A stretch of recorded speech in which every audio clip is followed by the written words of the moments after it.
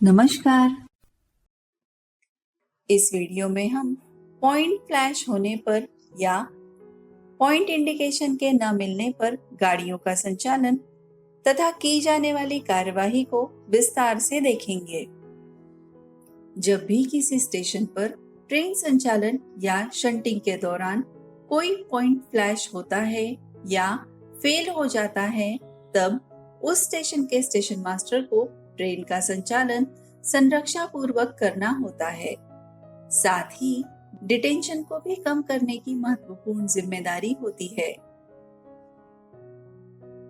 इसके अंतर्गत point inspection, cranking, clamping and padlocking off point, SNT memo, disconnection T351 और point reconnection मिलने तक गाड़ियों का संचालन किस तरह से किया जाएगा उसे विस्तार से देखेंगे।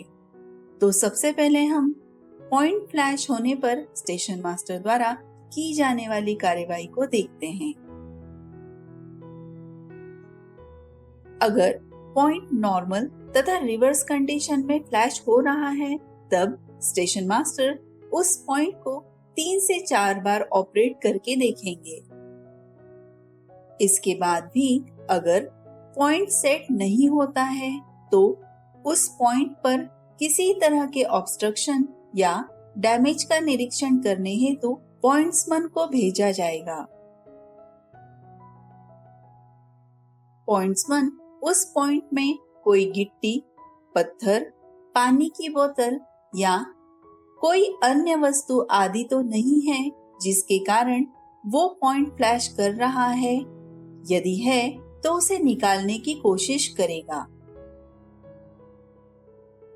यदि उस पॉइंट में कोई ऑब्स्ट्रक्शन या डैमेज नहीं है तो उस पॉइंट को क्रैंक हैंडल द्वारा मैन्युअली सेट करने हेतु पॉइंट्समैन को भेजा जाएगा, जो अपने साथ कटआउट की, लीड की, क्रैंक हैंडल, क्लैंप, पैडलॉक और पॉइंट टेलीफोन की लेते हुए जाएगा। पॉइंट को मैन्युअली सेट करने हेतु लीड की द्वारा पहले फ्लैप खोले जाएंगे। इसके बाद पैनल या आरआरआई या एसएसआई से आ रही बिजली की आपूर्ति को डिस्कनेक्ट करने के लिए कटआउट की डालकर उसे घुमाया जाएगा। फिर क्रैंक हैंडल से पॉइंट को मैन्युअल रूप से सेट किया जाएगा। क्रैंक हैंडल करने से पहले पैनल या आरआरआई या एसएसआई में पॉइंट नॉब को रिक्वायर्ड स्थिति में रखा गया है, ये सुनिश्चित किया जाएगा। क्रैंक हैंडल द्वारा मैन्युअली पॉइंट सेट करने के पश्चात यदि पॉइंट इंडिकेशन स्टेबल संकेत देता है, तब कटआउट की को इसके ईकेटी उपकरण में डाल दिया जाएगा। यदि स्टेबल पॉइंट इंडिकेशन संकेत मिलता है तो सिग्नल को ऑफ किया जाएगा। क्रैंक हैंडल द्वारा पॉइंट सेट करने के पश्चात भी यदि पॉइंट इंडिकेशन प्राप्त नहीं होता है, तब पॉइंट को फेल माना जाएगा।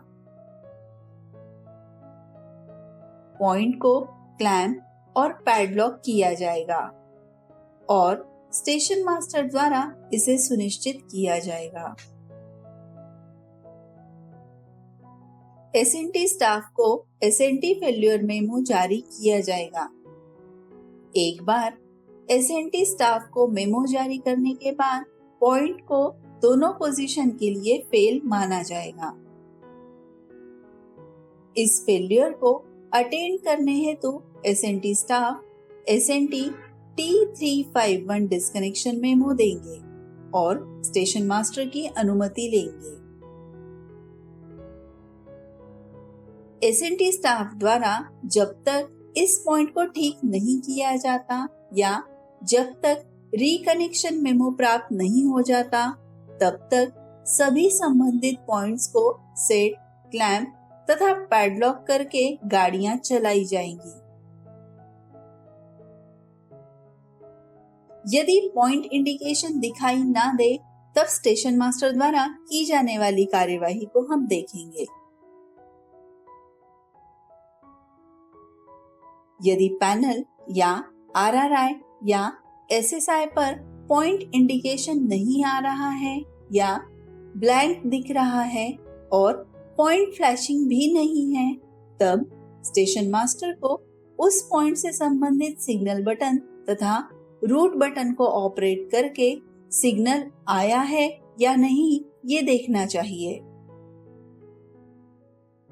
यदि सिग्नल ऑफ हो जाता है तो वो पॉइंट वर्किंग कंडीशन में है ये माना जाएगा और पॉइंट इंडिकेशन बल्ब फ्यूज हो गया है ये माना जाएगा।